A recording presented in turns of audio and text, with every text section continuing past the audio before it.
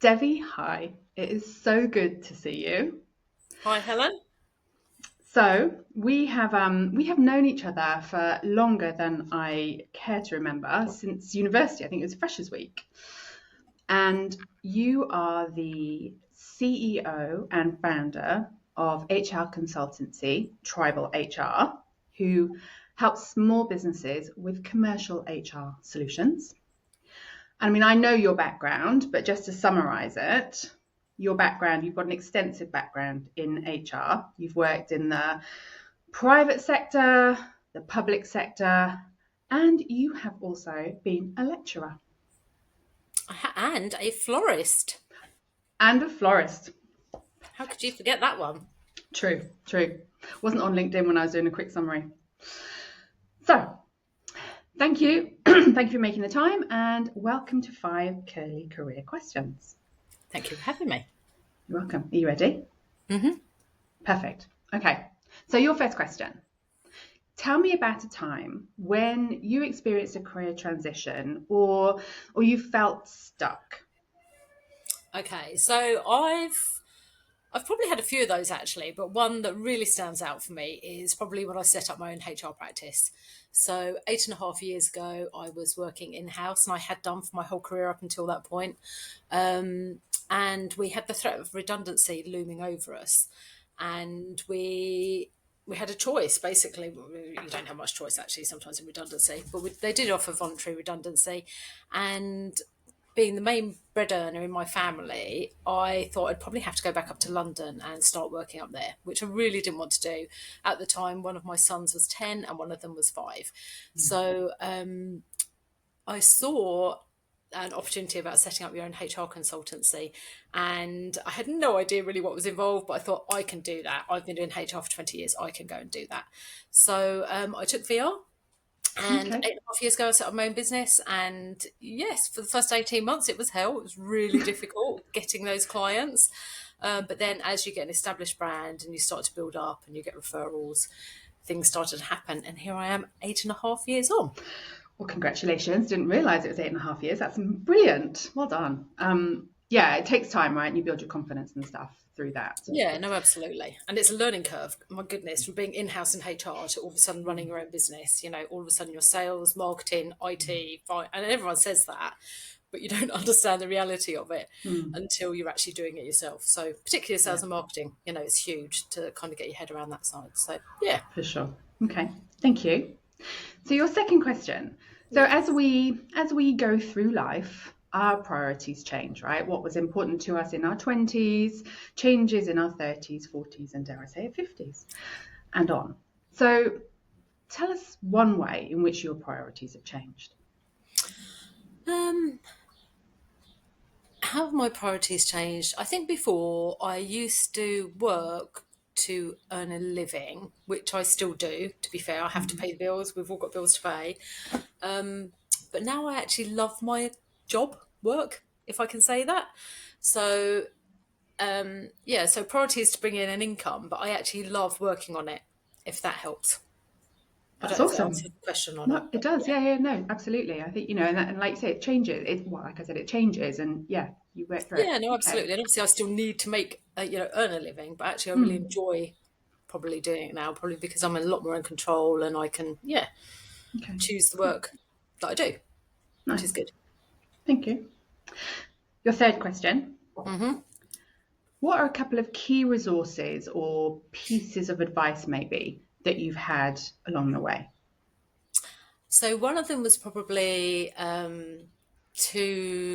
just over 2 years ago now, when I started working with he's not a formal coach, but he'd sold his business for multi-million pounds, and he started to do some coaching with me. He was one of my clients as well, actually, at the time. And one of the things he said to me was, just take action, Deb. Just make a Okay. decision and do it. And whatever it will be, you will make the most of it. So, if you make the wrong decision, you'll just make the best of it. So it won't ever be the wrong decision. Just make a decision, because inertia almost just stifles business. So take a risk, make a decision. And at that time, I did. I was part of a franchise, and for about 6 years, I've been desperate to get out of it, just because I didn't really sort of understand how I could make it a commercial entity for myself. And so I did. And here I am two and a Okay. half years on from that, and I'm loving it. So that was the first one. And then the second one is you have to, I believe, if well, whatever you're doing in life, surround yourself with people that are already doing it. So if you Yeah. want to be a successful business person, hang around with other successful business people. If you Yep. want to be a skinny Victoria Beckham, go and hang around with skinny people. Like I think whatever it is to get in that mindset, you need to. What do Yeah. they say? You're the five people you hang around with, Okay. and I think that's true. And I think that that's really good. Yeah. Whatever you want to do, go and do that. Would be my Yeah. advice. Nice. Thank you for that. Okay, so you know me very well, and you know that I hate, loathe, and detest coriander. I do And indeed. and so my fourth question is that put that feeling of hate, loathe, and detest in a professional setting. Hmm. And what is your coriander equivalent? My coriander equivalent is people who lie in business. Oh, I okay. can't Yeah. bear it. I think you've got to have integrity, be open and honest, own your shit. Excuse my French if I can say that on the recording.